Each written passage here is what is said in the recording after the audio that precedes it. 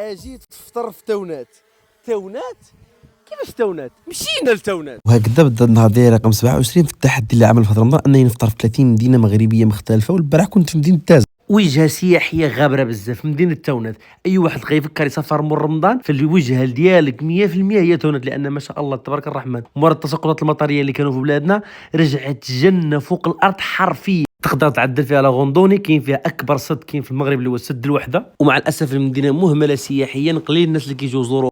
من مورا هذا الفيديو خاص كل شيء يزور هذه المدينه، وكاين فيها حتى ديور الضيافه. مرحبا بالناس من داخل وخارج أرض الوطن. البروجي هو عبارة عن مخيم سياحي كيضم المبيت، الأكل، أصحاب الروندوني. السهلة من أهم السدود اللي كاينة في تاونات، لأن هذه المدينة هذه رائعة فعلا كتستحق الزيارة. وفي تونات كاين المتحف البقالي، ها هو زمزوجات داروا الشباب على رجالتهم غابوا معشوقة وداروا لها الشان المالكة. وما يمكنش وحنا في الاحضان ديال الطبيعه وفي مدينه ديال الطبيعه وما نفطروش في الطبيعه. الطبيعه رائعه.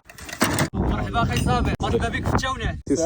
سي النهار ديالي تسالى في تونات. صراحه الله مدينه غزاله بزاف، ولكن اسوء طريق شفتها في حياتي هي اللي كاينه في تونات. فالله يهدي المسؤولين ديال هذه المدينه على راسهم، يردوا البلد المدينه لانها تستحق احسن ما تدل معك لا كفروا باش تشوف نكملوا هذا التشالنج ولا لا.